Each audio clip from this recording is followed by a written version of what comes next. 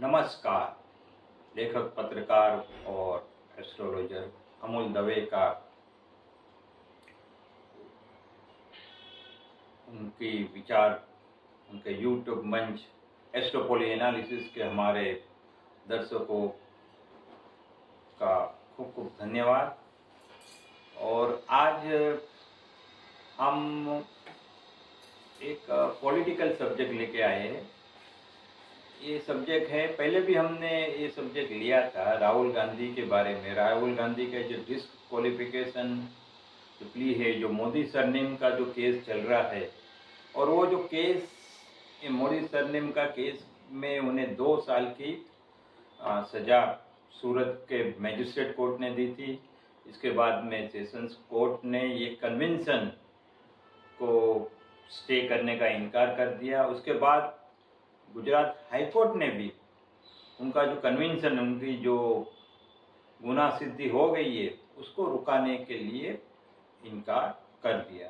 अभी ये मामला सुप्रीम कोर्ट में गया और 21 जुलाई 2023 मतलब कि कल सुप्रीम कोर्ट में इसकी सुनवाई होने वाली। इसकी सुनवाई चीफ जस्टिस जो है, हमारे सुप्रीम कोर्ट के चीफ जस्टिस है DY चंद्रचूड़, और दूसरे 2 जस्टिस, मतलब कि 3 सभ्यों की खंडपीठ करने वाली है।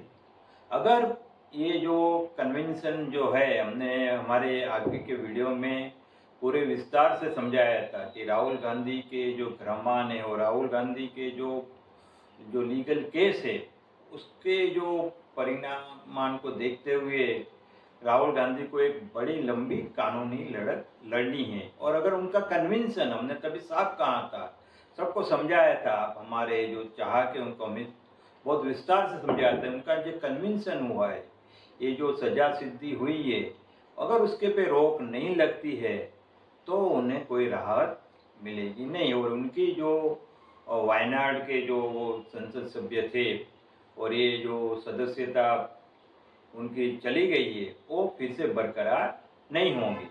अभी उनके पास एक आखिरी उपाय रहा है। उन्होंने मजिस्ट्रेट कोर्ट में उनकी हार हो गई है, सेशन कोर्ट में हार गए और हाई कोर्ट में भी उनकी हार हुई है। अब ये मामला सुप्रीम कोर्ट में पूछा है। तो अभी सवाल ये है कि सुप्रीम कोर्ट कल क्या करेगा। ऐसे तो आपको मालूम है, DY चंद्रचूड़ जो हमारे चीफ जस्टिस है, वो लिबर्टी के बहुत बड़े प्रणेता है। और उन्होंने वो कभी भी, उनके जितने भी अभी तक के जो भी जजमेंट आए, वो व्यक्तिगत अभिव्यक्ति के फेवर में वो कभी भी जजमेंट देते। उनका झुकाव इस प्रकार है। हमारा ये कह के सुप्रीम कोर्ट को कोई प्रभावित करने का इरादा नहीं, लेकिन उन्होंने जो भी है वो बंधारण के जो है, हमारे संविधान है, उसके नियम के हिसाब से अपने जजमेंट देने के लिए उन्होंने एक अपनी कीर्ति बनाई ही है। तो अब ये देखना है कि भाई कल क्या होता है। अगर कल जो आखिरी रास्ता राहुल गांधी के पास बचा है, वो अगर उसमें अगर उन्हें सब कामयाबी नहीं मिलती है, तो उनकी पॉलिटिकल कैरियर ख़त्म हो जाएगी। 8 साल के लिए उनको गैरलायक किया गया है। तो इसको हम, ये जो राहुल गांधी के जो केस है, हमारा ये जो 3 कोर्ट ने जो जजमेंट दिया है, सेशन कोर्ट है या तो फिर उसके निचली जो थी मजिस्ट्रेट कोर्ट या तो हाई कोर्ट, उन्होंने जो, उनका कोई अवमानना करने का हमारा इरादा नहीं है, लेकिन उन्होंने जो जजमेंट दी है और उसमें क्या क्या पहलू है, ये समझाने का प्रयास हम कर रहे हैं। और इसके साथ में हम एस्ट्रोलॉजिकल एनालिसिस भी करेंगे कि भाई राहुल गांधी का फ्यूचर कैसा है, क्या उन्हें राहत मिलेगी कि नहीं मिलेगी। तो ये बहुत आखिरी तक सुनिए और ये बहुत आपको ज्ञानवर्धक और एक वीडियो होगा। और लीगल जो पहलू है वो भी हम आपको एकदम सरल लैंग्वेज में समझाएंगे। अगर आपने अभी तक मेरे चैनल को सब्सक्राइब नहीं किया है तो उसे सब्सक्राइब कीजिए। मेरे वीडियो को फॉरवर्ड कीजिए, मेरे वीडियो को लाइक कीजिए और ये जो बेल बटन है उसे दबा दीजिए, जिससे आपको मेरे जो फ्यूचर में जो भी वीडियो आएंगे उसका नोटिफिकेशन आपको तुरंत मिले। तो शुरू करते हैं राहुल गांधी के जो मोदी सरनेम के जो केस है उसके हर एक एक्सपेक्ट को अभी हम समझने की कोशिश करते हैं। अभी आपको याद रहेगा कि राहुल गांधी ने 13 अप्रैल 2019 में कर्नाटक के कोलार में एक जनसभा को संबोधित किया था। तभी उन्होंने ये मोदी सरनेम के बारे में एक बयान दिया था। तभी उन्होंने नीरव मोदी, ललित मोदी और हमारे पंत प्रधान आदरणीय नरेंद्र मोदी जी का नाम देके उन्होंने कहा था कि भाई क्या सब चोर मोदी है, ऐसा उन्होंने बयान किया था। और ये बयान की सामने दो जगह में केस हुआ था। एक तो बिहार में केस हुआ था और एक सूरत में केस हुआ था। बिहार का केस तो अभी ऐसा ही पड़ा हुआ है, लेकिन सूरत के केस में मैजिस्ट्रेट ने उनको 2 साल की सजा दे दी। और ये 2 साल की सजा देने के बाद सेशन कोर्ट ने अप्रैल 12 को उनकी जो कन्वेंशन स्टे करने की, कन्वेंशन पे रोक लगाने की जो अर्जी थी उसको खारिज कर दी। उसके बाद में गुजरात हाईकोर्ट में भी गुजरात हाईकोर्ट ने भी इसको खारिज कर दी। उन्होंने की जो अर्जी, कन्वेंशन की जो अर्जी थी कि कन्वेंशन पे मनाए हुक्म लगाइए, उसके पे स्टे लगाइए, वो उन्होंने खारिज कर दी। अभी हाईकोर्ट के जज का ये कहना था कि भी वो हैबिचुअल ऑफेंडर है, उनके सामने 10 केस है और भी ऐसे 10 केस है, और वो एक पब्लिक फिगर है, एक सेलिब्रिटी है, तो उनको अपने बोलने में वो सोच समझ के बोलना चाहिए, ऐसा हाईकोर्ट का ये कहना था। हाईकोर्ट के जो लर्नेड जज है उन्होंने ये बात कही थी कि भाई ये बहुत संभाल के उनके लिए, और ये उन्होंने ये ऐसा कहने के बाद राहुल गांधी के जो और कांग्रेस के जो नेता है मनु अभिषेक सिंह भी वो सुप्रीम कोर्ट गए और सुप्रीम कोर्ट ने इसकी हियरिंग, अर्जेंट हियरिंग करने के लिए हाँ कही है और 21 तारीख को उसकी अर्जेंट हियरिंग है। अभी लीगल पहलू को अगर हम उसको चेक करें तो ये पहले तो राहुल गांधी के जो उनकी जो दलील है, उनके वकील की और उनके पक्ष की दलील है कि ये जो मोदी के बारे में, जो मोदी जो है एक अनआइडेंटिकल एमोर्फस ग्रुप है। ये जो है वो 13 करोड़ का उसका कोई ऐसा जाति, सब जाति के लोग होते हैं, एक उसको सेक्शन 499 में एक ग्रुप कहा नहीं जा सकता है। ये एक ऐसा उन्होंने एक दलील की है। दूसरा उनका ये कहना है कि भाई इसमें जिनका नाम लिया उन्होंने तो केस नहीं किया है, नीरव मोदी हो, ललित मोदी है, विजय माल्या ने, और ये पूर्वेश मोदी उसको डायरेक्टली इफेक्ट नहीं होता है, इसीलिए उनको ये केस लड़ने का कोई लोकस स्टैंडर्ड नहीं है, ऐसा उन्होंने कहा है। उनका कहना है कि हमारे ये जो असील है राहुल गांधी, इनके स्टेटमेंट से उनको कोई नुकसान हुआ नहीं है, ये उनका कहना है। फिर उनका ये कहना है कि भाई डिफेमेशन केस में सज़ा होती नहीं है, रेयर होम केस में होती है, और उसमें भी मैक्सिमम सज़ा होना ये भी एक गलत है, ऐसा उनका कहना है। अभी और उनका ये भी कहना है कि भाई जो 10 केस का उल्लेख किया है, 10 केस का जो आदरणीय जो हाईकोर्ट के आदरणीय जज ने जो उसका जो रेफरेंस दिया है, वो जो रेफरेंस दिया है वो 10 जज में वो एक्यूज है, उसमें वो गिल्टी नहीं, दोषी नहीं साबित हुए, वो वहाँ पे एक आरोपी है, तो उसकी संज्ञा लेना ये केस में वो गलत है, ऐसा भी उनका कहना है। और सबसे बड़ी बात है कि मॉरल टर्पिट्यूड, जब भी हमारे जो गुजरात के हाईकोर्ट ने मॉरल टर्पिट्यूड का ग्राउंड देखते हुए उन्होंने राहुल गांधी को कन्वेंशन देने का इनकार कर दिया है। मॉरल टर्पिट्यूड एक ऐसी टर्म है, एक लीगल टर्म है, एक लीगल टर्म है कि जिसका इस्तेमाल बहुत ही हेनियस, बहुत ही खराब और अधम कृत्य किया रहेगा तो उसके लिए ये इस्तेमाल होती है। The expression moral turpitude is not defined anywhere but it means anything done contrary to justice, honesty, modesty और गुड मॉरल्स। कहने का मतलब है कि इसका कोई डेफिनेशन, लेकिन इंडिया के संदर्भ में कहें तो ये अगर न्याय, प्रामाणिकता, फिर किसी का विनय और किसी का अपने जो नैतिक गुण है, संस्कार है, उसके अगेंस्ट में कुछ किया रहेगा तो उसको मॉरल टर्पिट्यूड कहा जाता है। Implies depravity and wickedness of character. ये बताता है कि उनके कैरेक्टर में ही कोई खामी है, कैरेक्टर में ही कोई खराबी है। और disposition of person charge with particular conduct. तो ये जो है उनके बारे में राहुल गांधी के वकील और उनकी टीम ने ये कहा है कि ये शब्द प्रयोग जो अभी ऐसे भी जो डिफेमेशन केस है, जो बदनसी, जो बदनामी का जो होता है, उसमें जो उसमें गुनाहित जो क्रिमिनल केस होता है उसमें मैक्सिमम सजाई 2 साल की। मतलब ये इतना जघन्य या तो इतना भयंकर, इतना खराब अपराध नहीं है कि इसमें ऐसे टर्म का यूज किया। ऐसा भी उनके वकील का कहना है। और इनके लिए उनका वकील का ये भी कहना है कि ये जो कन्वेंशन को स्टे नहीं किया, इसकी वजह से एक यंग जो नेता है उनके अभिव्यक्ति के अधिकार पे आंच आई है। और उनका ये जो वायनाड के जो लोग हैं जिनका वो प्रतिनिधित्व कर रहे, वो लोगों को एक साथ भी बहुत बड़ा अन्याय किया है। ये सब पॉइंट के आधार पे ये मनु अभिषेक और उनकी टीम जो है ये केस लड़ रही है।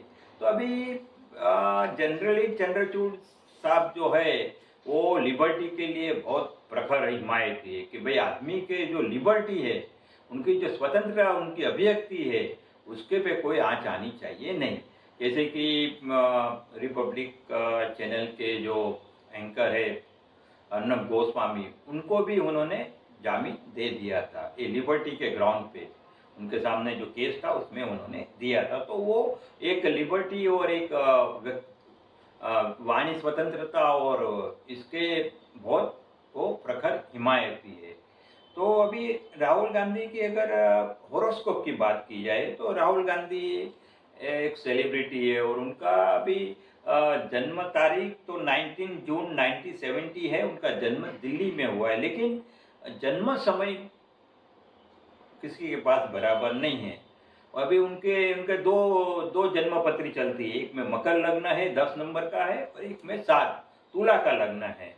ऐसे 2 पत्री चलती है। लेकिन हमने, क्योंकि ये जो पत्री जो है तुला के जो है, तुला की जो जन्म पत्री या तो हॉरोस्कोप जो है, तो कुंडली जो है, उसमें पहले ही स्थान में गुरु है, इसलिए हमने तुला लग्न को पसंद किया है।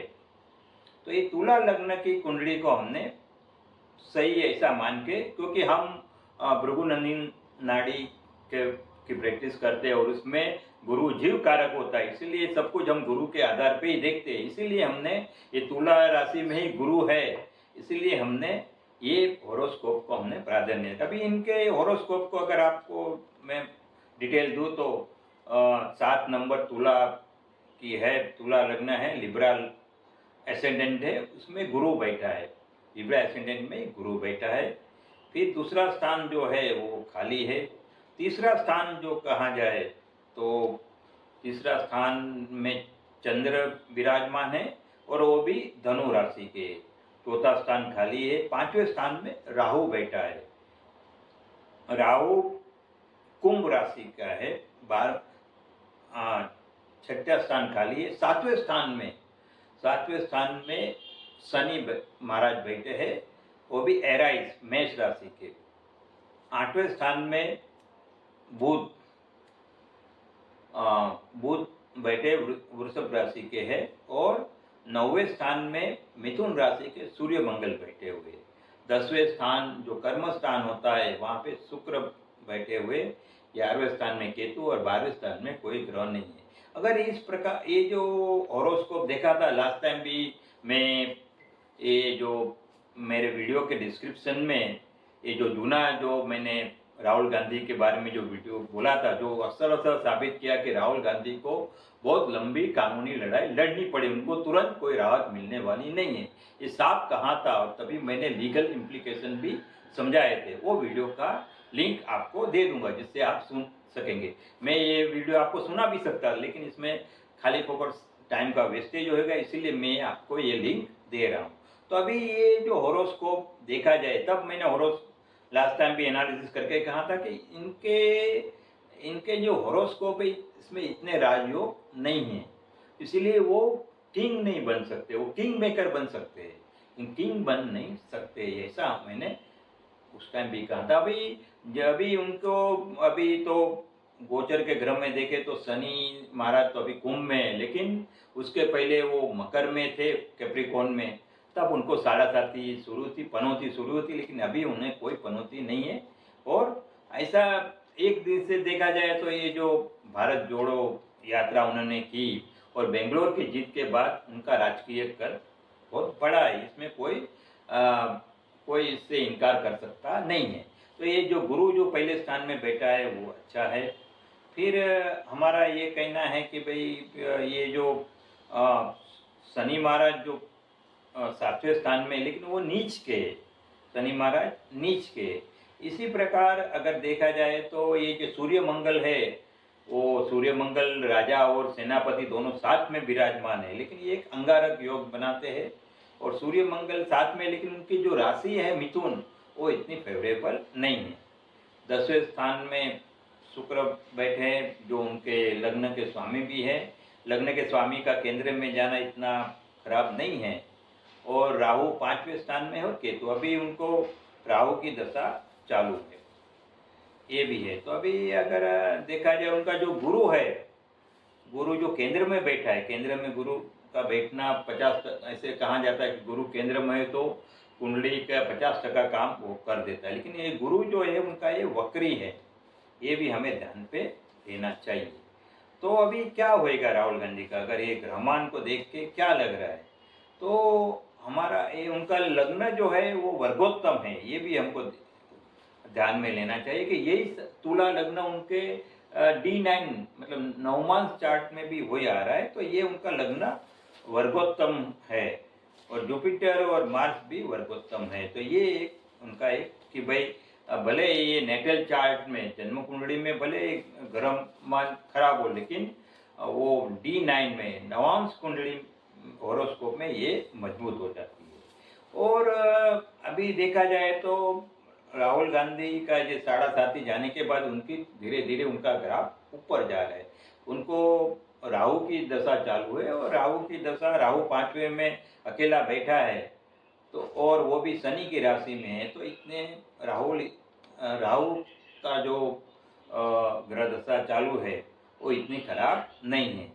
अभी गोचर के ग्रह को देखा जाए तो गोचर के ग्रह को देखा जाए तो अभी जो गुरु है वो मेष राशि में है, और गुरु ने अगर हम अष्टक वर्ग से देखें तो गुरु ने मेष राशि में राहुल गांधी को बहुत अच्छे पॉइंट दिए हैं, गुरु ने अच्छे पॉइंट दिए।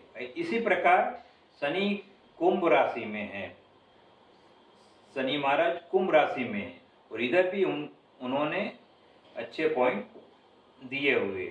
तो गोचर के ग्रहमान भी उनके अच्छे हैं, गोचर के ग्रहमान भी अच्छे हैं। जैसे कि मैंने आपको कहा कि जुपिटर ने मेष राशि में 6 पॉइंट दिए जो बहुत अच्छे। जुपिटर 6 पॉइंट दे, 5 से जास्ती पॉइंट दे तो ये बहुत अच्छा है, मतलब गोचर का ग्रह जुपिटर अच्छा है। इसी प्रकार अगर शनि महाराज को हम देखेंगे तो शनि महाराज अभी कुंभ राशि में 11 नंबर, वहाँ पे उन्होंने 4 पॉइंट दिए। अगर शनि महाराज कोई भी राशि में 3 से जास्ती पॉइंट देते हैं तो बहुत अच्छा है। इसी प्रकार दूसरा एक पॉइंट ये है कि अभी देखा जाए तो शनि महाराज अभी वक्री चल रहे और करीबन नवंबर तक ये वक्री चलने वाली है। वक्री जब भी ग्रह चलता है तब रूलिंग पार्टी को तकलीफ होती है। और शनि महाराज की बात, क्योंकि सूर्य राजा है और शनि उनका दुश्मन है, भले उसका पुत्र होने के बावजूद भी वो उसका दुश्मन है। तो शनि महाराज वक्री चल रहे हैं और इसीलिए ओपोजिशन का जो जोर है वो नवंबर तक बढ़ेगा। नवंबर के बाद क्या होगा उसकी समीक्षा हम बाद में करेंगे, लेकिन नवंबर तक ऑपोजिशन पार्टी का ग्राफ थोड़ा ऊपर जाते हुए जरूर दिखा जाएगा। तो ये सब जो लीगल जो एक्सपेक्ट है और जो ये जो एस्ट्रोलॉजिकल के ग्रहमान देख के हमें लग रहा है कि सुप्रीम कोर्ट में राहुल गांधी को जरूर राहत मिलेगी। हमें लगता है कि उनका जो सदस्यता चली गई और जो उनकी कैरियर खत्म होने के कगार पे आ गई है, वो उसमें जस्टिस चंद्रचूड़ साहब और उनके जो साथी 2 जज जो है उसमें ज़रूर राहत देंगे। अगर आपको मेरा वीडियो अच्छा लगे तो उसे लाइक कीजिए, इसे फॉरवर्ड कीजिए। बहुत धन्यवाद। जय हिंद।